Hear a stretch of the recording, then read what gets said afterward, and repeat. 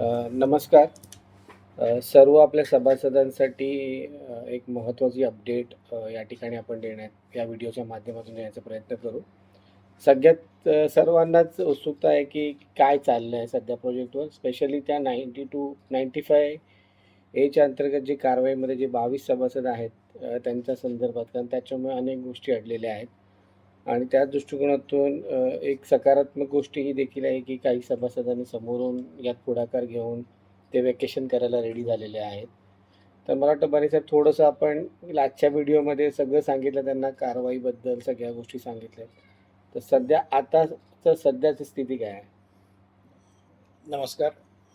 तू म्हणाला प्रमाणे आता आपण मागचा जो व्हिडिओ बनवला होता त्याच्यामध्ये आपण 95ची जी नोटीसची लोकांना आली होती, खूप वेळ गेला त्याच्यामध्ये, त्या प्रक्रियेमध्ये संपूर्ण वेळ गेला. त्याची कारणं आपल्याला सर्वांना माहिती आहेत आणि काही होणार नव्हतं, नोटीस येणार नव्हती, 95ची नोटीस येणार नव्हती, ऑर्डर होणार नव्हती.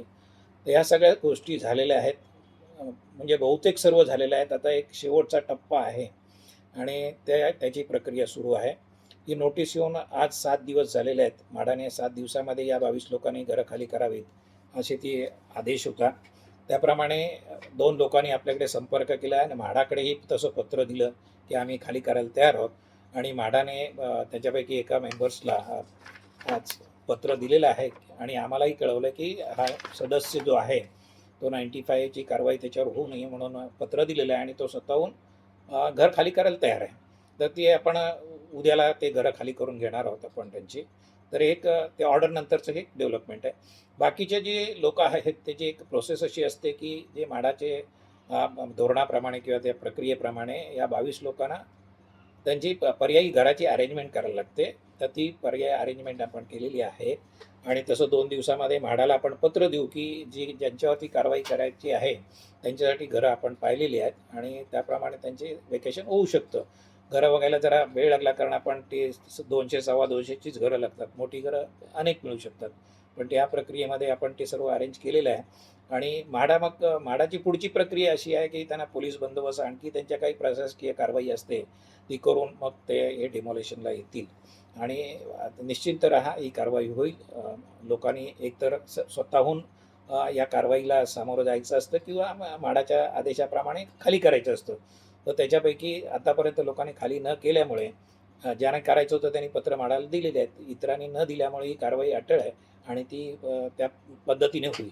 एवढं ही अपडेट तुम्हाला द्यायची होती सगळ्यांना. आपण आतुरतेनं सगळे लोक वाट पाहत होतात म्हणून हा छोटासा व्हिडिओ आम्ही बनवतोय. मागच्या वेळेला संपूर्ण आपण डिटेल जे सीओन बरोबर मीटिंग झाली की त्याच्या अगोदरच्या ज्या गोष्टी झाल्या त्या आपण सर्वांना दिलेल्या आहेत. आणि सगळ्यात महत्त्वाचं म्हणजे ही कारवाई झाल्यानंतर, हा एकदा प्लॉट खाली झाल्यानंतर सर्व जी कामं आहेत, आपण जी त्या दिवशी सीओन बरोबर मीटिंग झाली त्याच्यामध्ये जे कमिटमेंट केलेले आहे, डी विंगचं काम असेल, ABCची कामं असतील, सप्लिमेंटरी ॲग्रीमेंट आहे, PAAA आहे, या ज्या गोष्टी आहेत त्या ठरलेल्या वेळेप्रमाणे त्या केल्या जातील. ते ऑनर होईल, त्याच्याबद्दल काही वाद नाही आहे. आणि अर्थातच हे खाली झाल्यानंतर पहिली प्रायोरिटी आपले लोकांचं घरबड आहे. ते सुद्धा खाली झाल्यानंतर तत्परतेने 2 दिवसामध्ये ते पण लोकांना देऊ. आणि एक महत्त्वाचं आहे की सध्याच्या काळात रूमर्स म्हणजे अफवा अशा पसरवल्या जातात की ज्याच्यातनं एक मिसअंडरस्टँडिंग सभासदांमध्ये जाते. तर एक अध्यक्ष म्हणून तुम्ही काय सूचना द्याल सगळ्या? मागच्या अनेक वर्षामध्ये ज्याला जसं काही वाटलं ना तसे ते लोक बातम्या पसरवतात. आपण पाहिलेलं आहे, सगळ्यांना अनुभव आहे, कोण काय बोलतं आणि एक निष्पन्न वेगळंच होतं. कारण त्याला काही अर्थ नाही, त्याला काही आधार नाही. कुठून कोण ऐकतो, काय त्याला कोणी सांगितलं, काही अर्थ नाही आहे. जे होतं नजरेने आपल्या दिसतं, प्रत्यक्षात जे होतं ते सत्य आहे. त्यामुळे अफवांवरती विश्वास ठेवू नका. म्हणजे अफवा अशी आहे ना, तू बोललास तर तो समोरचा कडक करून त्याच्या मर्जीप्रमाणे एक्स्ट्रा सांगतात लोक आणि काही लोक ते सत्य मानतात. तर तसं नाही आहे.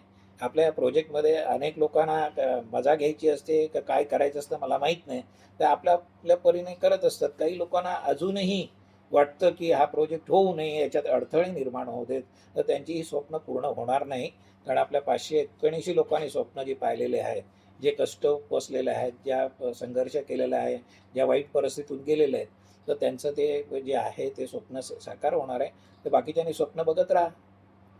तर मला वाटतं बाकी वेळोवेळी आपण माहिती देतच राहू आणि कोणाला काही शंका असतील आता काही प्रायोरिटी प्लॉट खाली हम्म. करणं आणि तिथून मग आपण सुसाट जी काय आपली कामं आहेत ती कामं होणार आहेत त्याच्याबद्दल निश्चंक राहा, एवढंच सांगेल ठीक आजच्या आहे. दिवशी.